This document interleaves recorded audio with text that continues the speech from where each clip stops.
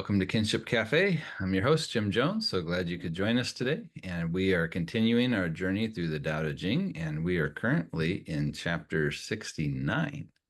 So we are definitely moving right along here. And today we're going to be working primarily with our Feng and English translation. Nope, that's not right. I failed to update that part. We're actually working with the Addiss and Lombardo translation, so ignore that opening statement there on the screen. Let me go ahead and just jump in here then. There is a saying that in the there is a saying in the army, I do not presume to be the master.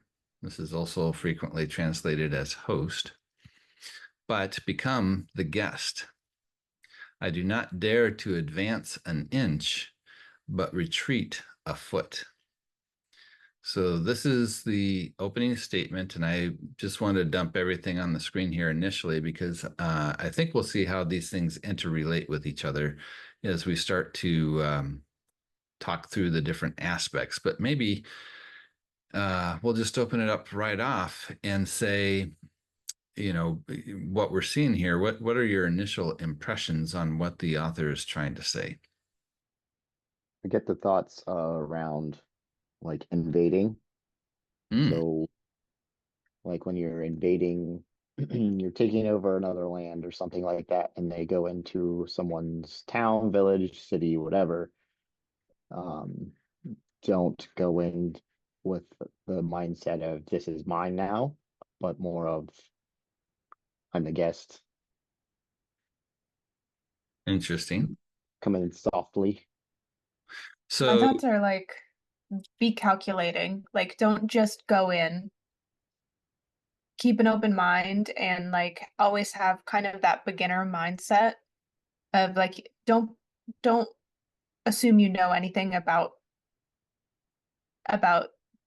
I'm assuming the enemy in this case, since they're talking about the army, and kind of go with their flow. Like see what they do and then do something, you know? then do something like And attack. then, yeah, like it's kind of like, I don't know, I'm imagining like Tai Chi for some reason, or I know I said it wrong, but like, like if you think about, I watched a UFC fight a couple months ago, and it was for the belt, and the defender of the belt ended up losing, and a new guy took it. And the new guy, his tactics were, he was very patient and he kind of wore the guy out and he played more defensively, like he kind of just held his ground for a while and learned about, how the other guy fought and what he was trying to do throughout each fight. And then once he figured that out, then he would go in instead Interesting. of just going right in, and he ended up winning. Okay. So I just wanted to clarify also with Chaz because I think you guys are both saying something similar in terms of if you're going to attack or invade, you do it maybe a little bit more sneaky at first or a little bit more patient to understand more about the enemy before you attack. Is that what you were also saying, Chaz? Yeah, in a way, it's more of like be wary rather than aggressive. Well, I mean, ultimately, if you're attacking, isn't that aggressive? Um, as a whole, yes, but I'm thinking of like World War II type things where you're coming into a town you won, but you didn't actually like you're not fighting through it, right? You are going through this town that's been captured. You Hmm, don't go in and just start raiding things and be aggressive, which happened quite a bit. But there was also the cases of you come in softly and the people are a little more welcoming because you're not being aggressive. interesting. Anybody else have some thoughts on this? Even as an invader, you have to be sensitive to cultural differences and win hearts and minds. Hmm. Well, it seems like we definitely have a very common take on this from the initial responses. I'm going to ask some questions about this then. So let's start with that first one then. I do not presume to be the master, or in this case, the host, but become the guest. And I think the guest is where I'm hearing a lot of the idea that if we're showing up in somebody else's locale, that we don't presume to, well, we want to treat it more as being a guest, even though it sounds like the thought that you guys are having is that we're somehow invading or have invaded. So I'm curious how you understand or think about the difference between master and host, or master and guest in this context. Like, to me, it comes down to beginner mindset. Don't assume you're the best. Don't assume you're the master, really. Mm-hmm. Mm-hmm. Well, this is very interesting. I can definitely see where the text in some sense would kind of lead to this way of looking at it, but let's take a step back for a moment and think about the overall Taoist mindset. How would being an invading army fit with Taoism, or at least the perspective in the Daodejing, I should say? If you were invading them, it would be for their own good.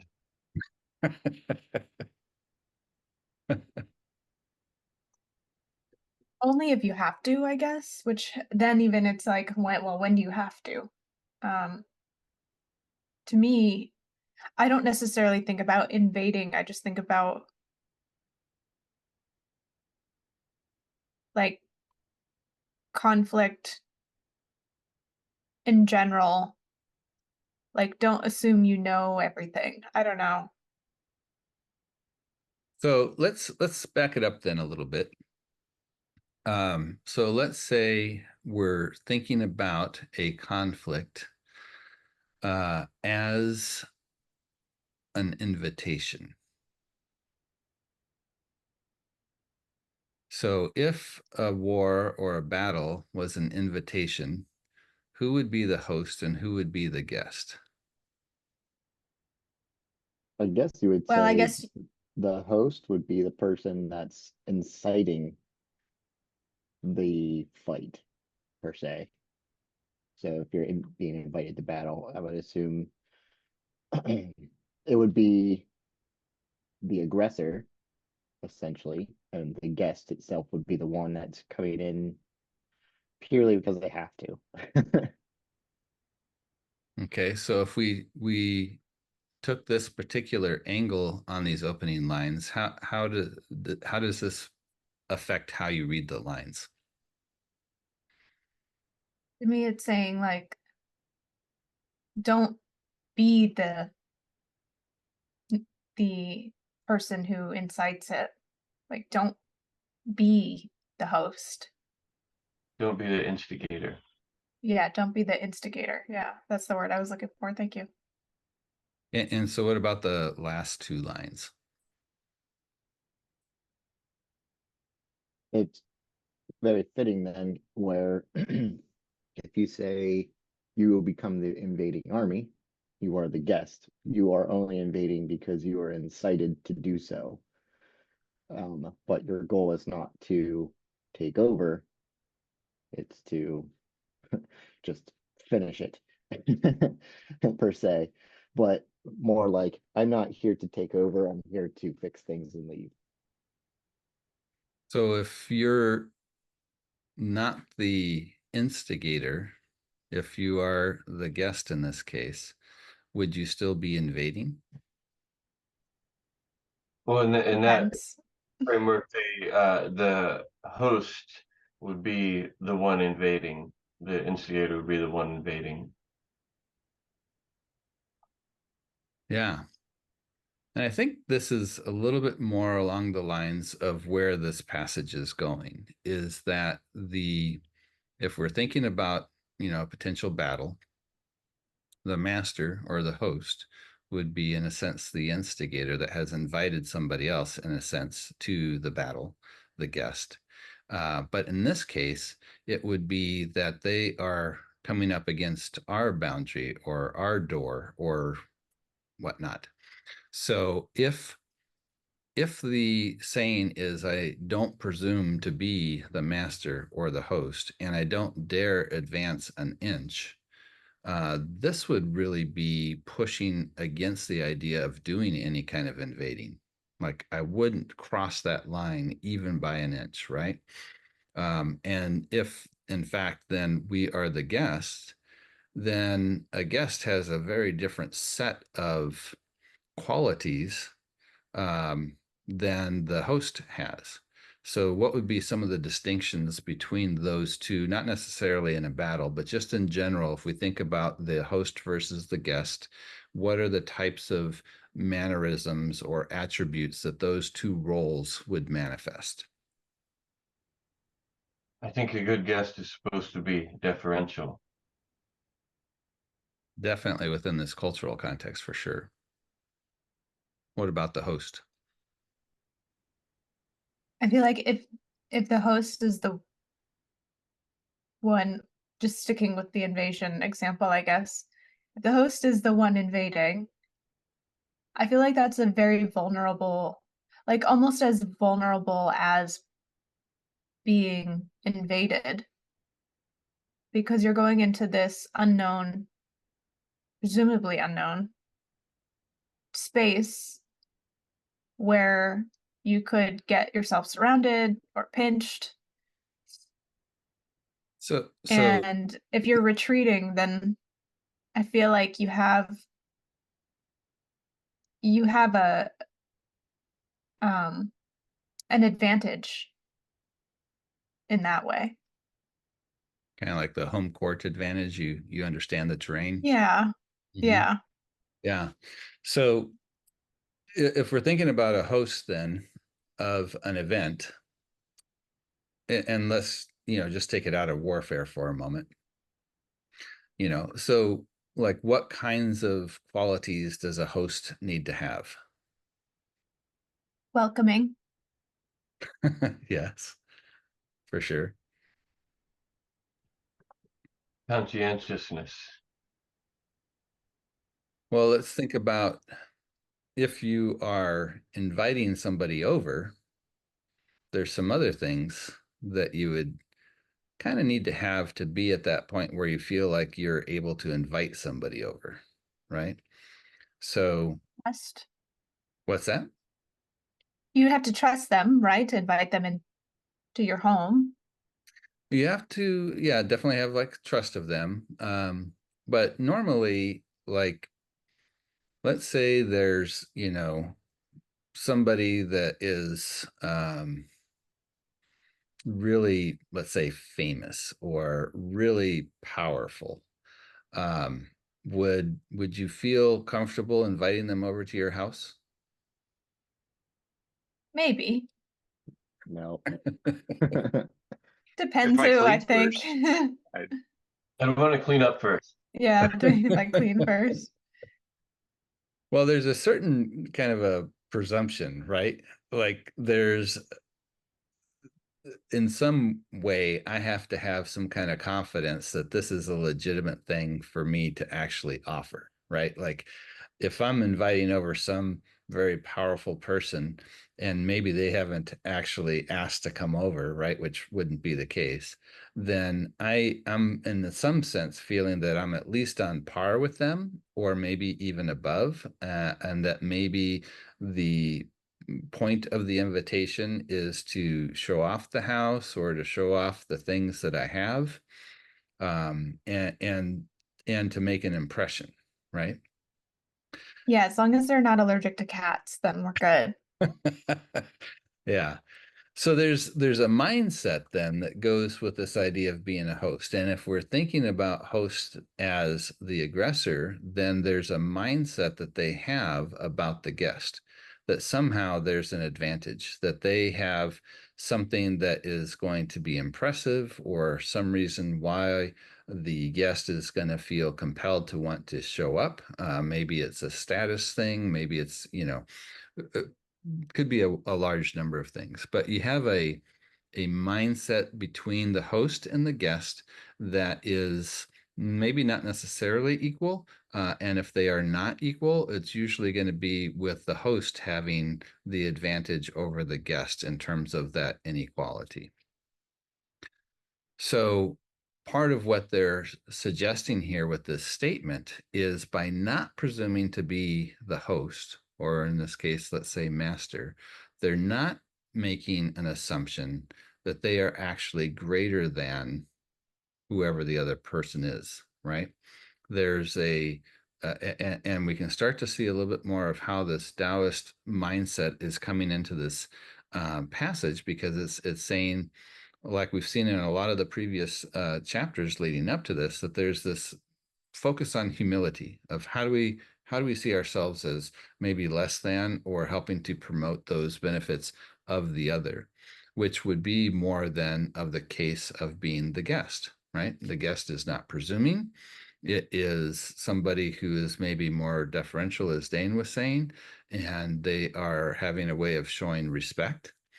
And then if you are taking that position, let's say with your neighbors, because we're talking about this army situation, then that's going to lead to, I wouldn't dare advance an inch, right? The guest, especially in this disequal perspective, isn't going to dream of trying to just walk into the house of whoever this powerful person is, right? You're not going to think about taking that inch, but instead, if the host is coming, in the sense, in that foreign invading situation, this idea of retreating does give you, like Taylor was saying, this, in a sense, home court advantage. But there's another aspect of this that's really interesting, in that it is kind of an inviting in. And this could be in a couple of different ways, where either it is maybe from more like of a martial perspective, where you're using the momentum of your opponent against them potentially, or it could be in the sense of trying to absorb the outsider or the aggressor, or in some way trying to welcome them in the sense of trying to make peace or befriend. In some way, it's actually, the goal is more along the lines of, how do we diffuse the situation, I think would be a good way of looking at that idea of that retreat. Does that make sense with this passage here? Are you seeing how these Taoist concepts come into play with more of this social political question? Question, it raises a question. What if they threw a war and nobody came? Like a party. Yeah, I'm just gonna Nobody. RSVP no to this if you don't mind. Yeah, that's a good one. The from a tactical perspective, if you're fighting, the purpose is to win, whether you're the aggressor or the defender. Because if you're the aggressor, you have some reason for fighting. There will be a cost to you if you don't win, and if you're the defender, obviously there's a huge cost if you don't win. But tactically speaking, the difference between advancing and retreating,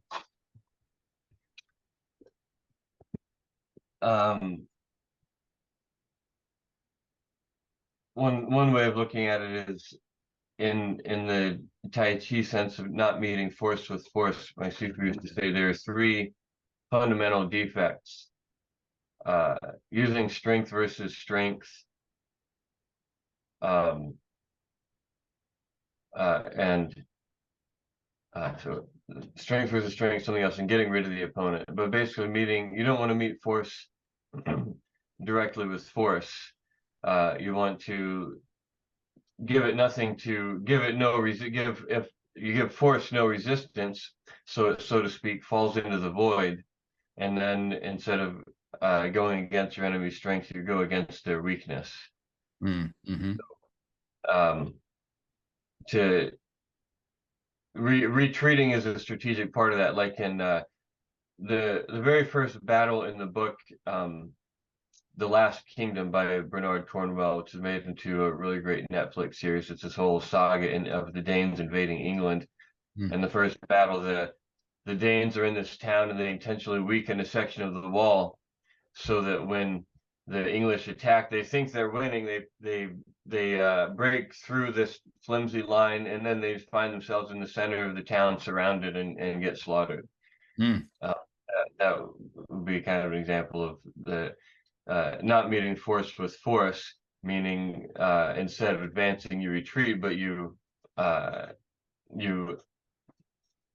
apply you're soft where the enemy is hard and hard where the enemy is soft. Yeah. It also made me think of Chaz brought up World War II and the Nazi invasion into Russia, right? And how by the Russians retreating and drawing the Nazis in and them not being prepared for winter created quite a difficult situation in that case too. So yeah, there's a lot of interesting advantage.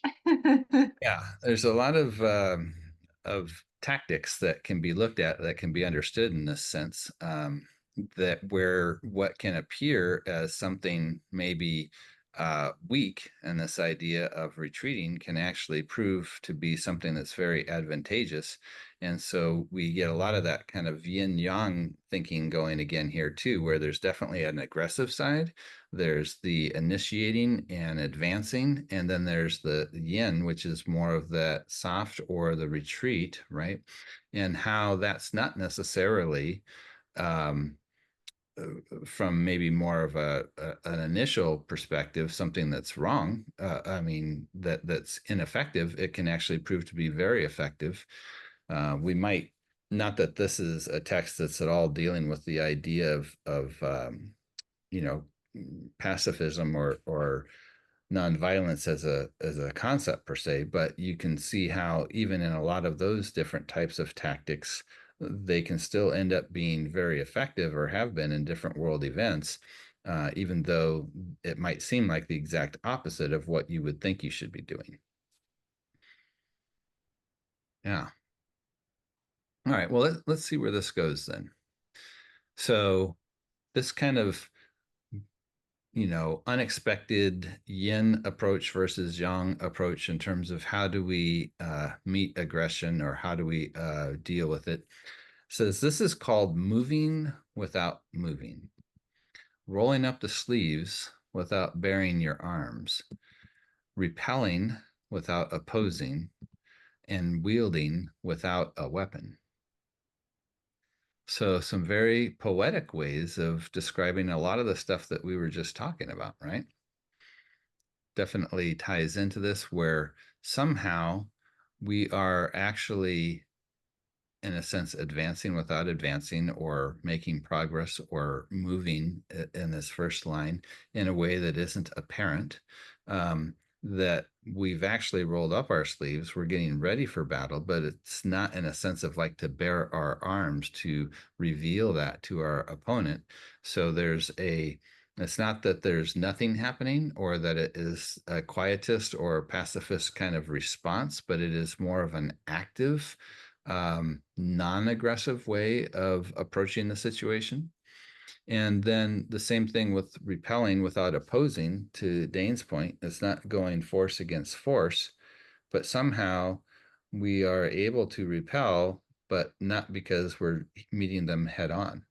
That somehow we're able to, in our tactics of maybe either wearing them out, as Taylor was saying in that fight of being patient, or Dane when he was saying, you know, the energy goes into the void and it's expelled. There's a way that this reverse tactic can actually end up repelling somebody, you know, thinking again about the Nazis in Russia, in a way that wasn't based on this direct opposition, and really yielding without or wielding without a weapon is kind of stating a similar thing. I don't know if maybe you had some other thoughts on any of these statements. I think it really ties in well with what we were just seeing up above. But Taylor, you're going to say something? I was just gonna say it's cool because I watched that fight and I noticed what he was doing, and now I have kind of a way to explain it. It's just it's all coming back around, you know? It's kind of cool. Yeah, yeah. Well, and I found it interesting, and I wonder, or I should say, I suspect that there's a lot of cultural influence in terms of how we, as Westerners, tend to look at things, and how the initial interpretation of those opening statements had to do with how you go about being the aggressor, right? Yeah. And so it's kind of interesting how those influences played into how we initially were looking at it versus, you know, after we kind of untangle it a little bit and look at it from more of that Taoist perspective, we could see something that was almost like the exact opposite. It makes me wonder if Sean Strickland knows about the Tao Te Ching. Well, it certainly plays into a lot of martial art theory, I think. Yeah. A lot of different places where we see that, how do we utilize that force or that energy from the opponent? The nature of universal truth is that it shows up everywhere. Mm. Yeah. Isn't that interesting? I like that. So part of the reason I went with the Addiss and Lombardo translation is I love the way they translated this third section here.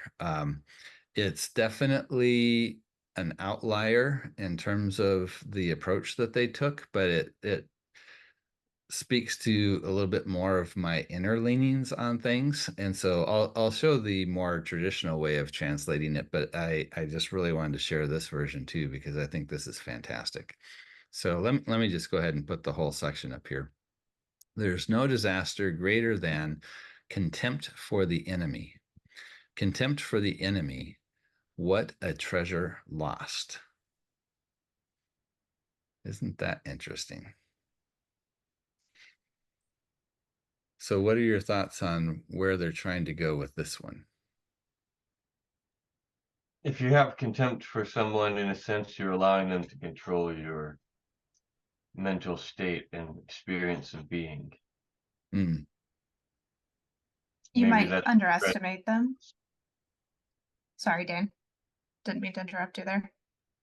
well, maybe that's the treasure that's lost, is your own equanimity or internal harmony. If you allow yourself to fall into contempt. Mm.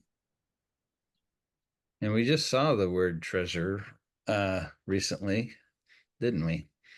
In fact, Yeah, we did. I'm trying to remember what the line was. So it talked about the three treasures, right? That's right. Yeah, and it was a very interesting discussion there. Now, it's not for certain that treasure here is relating to those three treasures, but it could be. So if we go back to thinking I'm about, sorry, what were the three again? so the first one was compassion, or it was in the translation we looked at, they referred to it as mother heart. And then it had to do Yeah. with frugality or simplicity. And then it had to do with not presuming to be above others, right? So this idea of humility. So it could probably be, you know, simplified as compassion, frugality, and humility. I think the the first thing I thought after you read this part was compassion. And so I feel like the first and last lines, I don't know about frugality, but the first and last lines, I feel like, tie into this. Mm-hmm. So if we think about the opening and the distinction between the host and the guest in terms of the question of invading, how would this relate to what's being talked about here? To me, it's just saying don't, like, be humble. Don't presume that you know everything about the enemy, and have compassion for them. Like, I So don't know. I feel like, so if you had yeah, go ahead. Sorry. if you Still had putting thoughts together. It's okay. Here's a possible way to look at it. From maybe the perspective of the warring states period, there's a kind of logic or rationale to conflict. It's based in game theory, and when empires arise, they sort of universally have a certain motivation of civilizing the world. So there may be many different warring states, and because they're separate entities, they fight constantly with each other. There's constant war and death, or maybe there's brigandage and lawlessness in a region. Whereas if there's a single strong controlling power, it creates stability within that region. And so if you're one of these warring states, then you may feel a sense of moral obligation to conquer all of the other ones so that you can bring peace and unification. So or if you're trying to create an empire, the idea is that it's not a war of extermination. You're not setting out to exterminate your neighbors. You're setting out to assimilate them into your empire. So if you can win a victory without fighting so much, better the less stuff that's destroyed, because you're not trying to destroy the enemy. You're trying to assimilate them, like the Borg, sort of. So and which comes out of what can be seen as a fundamentally good motivation to bring unification and stability and peace,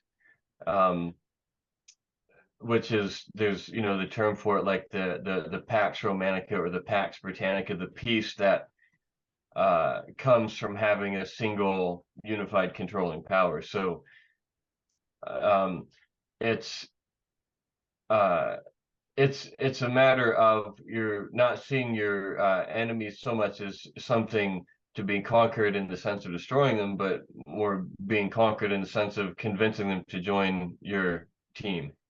Mhm. Yeah, so the contempt wouldn't make sense unless you had more of an idea of extermination, right? And it's interesting if we think about that retreating, having an implicit way of talking about this, inviting in or absorbing, that we talked about briefly. This would tie into what you're saying and how something like a Pax Romana would function in terms of we're bringing peace because we've acquired or assumed or enveloped all of these other places. And now there is that peace, right? Even though maybe it's a peace through force. But there is definitely benefit to that, right? Where all of a sudden maybe you've got a common language, you've got a common currency, you've got safe roadways between regions. So there's definitely, ways that could be looked at as a beneficial thing to have everything under one roof. And I think that's probably a legitimate concern in that Warring States period, is that they came essentially from that. I mean, it was a smaller regions, but if we think about the prior empires, right? Specifically like more like the Shang Empire that was then, replaced by the Zhou Empire, which at the time of the Warring States and beginning with the Spring and Autumn period is going through this massive state of decline, where they arrive back with the Qin Empire is again essentially one roof over everybody, right? So yeah, I could see those kinds of things coming into play. But what are you tempted to do if you have contempt for the enemy? Be spiteful, destroy things unnecessarily. So maybe having contempt for your neighbor might lead to taking on the role of the host, right? In the sense of taking that inch and inviting, them to battle, because to Taylor's point, another aspect of this contempt is that there's a way of underestimating who they are, right? And thinking, oh yeah, I can take care of this. I can and maybe should do this thing. And then also to Taylor's point about by not having that compassion, let's say, for the other people, then I think there's kind of two ways we could look at that treasure. One is maybe those aspects that the Taoists are saying are core to who they are or who they want to be, could be lost through this dehumanizing action that's happening in terms of the contempt for the enemy and invading and attacking. But then there's also the idea that the loss of the enemy is the loss of the treasure, that the other actually has something to give, that there's a benefit to them, right? So there's a couple of different ways that this can go. And I think in the direction that this Addiss and Lombardo translation went, it's bringing up the loss of the enemy as the loss of that treasure. And I really like that on a number of different fronts. One, it's, what is that otherness that we are now missing out on because we couldn't have space for that. We couldn't allow for that distinction, right? And so it's kind of that conformity versus harmony question again. And maybe there's other things that they bring to the table that we would really benefit from, but now we won't because we went and tried to wipe them out or something. So the more common way that this is translated, and probably closer to what's in the underlying text, is what we see in this case. It is, in fact, the Feng and English translation. Apologies for having that wrong on the opening screen. But it says here, there's no greater catastrophe than underestimating the enemy. So this is like what Taylor had said previously. By underestimating the enemy, I risk losing what I value. And this was their translation of treasure. So again, we have a somewhat ambiguous way that treasure can be looked at. But I think there's good reason to see that these last couple of chapters really all tie together, and how they respond to very similar things, beginning with those three treasures and how they play out. So I don't think that we'd be far off track by tying those two things together. So then we get to the conclusion. Therefore, when the fighting gets hot, and the different ways this is translated is, when you actually engage in conflict, or when there's two sides and they're crossing swords type of an idea. It says, those who grieve will conquer. What are your thoughts on that? Again, this would seem to be very contrary to who we would normally say is going to be the conquering party. We wouldn't normally say the grieving party is the one that's going to win. It goes hand in hand with the idea of victory being a funeral. Mm-hmm. I think it definitely brings that to mind. How would that lead to the ability to be victorious in this case, or to conquer? I think if you're grieving, then you have a good sense of humanity in you. And if you have a good sense of humanity in you, then you understand human beings and how they behave and how they act and their nature and things like that. And being able to get down to the roots of that and remain humble and compassionate will ultimately be a really helpful way in battle, in conflict, when it's So not maybe, avoidable. yeah, so maybe even in the conflict resolution to begin with, right? Like maybe even avoiding battle. So we have, all along these ideas of like, opposing without engaging, right? Or conquering without engaging type of an idea. So this I thought of how do we, through our compassion and our understanding of human nature, maybe find ways to resolve situations before they even get to that point. Again, that idea of retreating as opposed to advancing and being the guest as opposed to the host. Definitely, I see those. And you brought up again the compassion and the humility, which bring us back to those three treasures, right? And how those, having those treasures then can lead to this. There's another interesting, well, maybe before I give another thought here, I'll see if there's some other ideas that people might have. Well, another possible way to look at it is grieving could be linked to knowing what's being lost, Mm, and knowing what's being lost could be linked to knowing where to strike for greatest effect. Like if you have to kill something, uh, the most compassionate way is to do it in like the swiftest and most definitive way possible, um, or by by knowing your enemy, you know where to strike, in the sense that in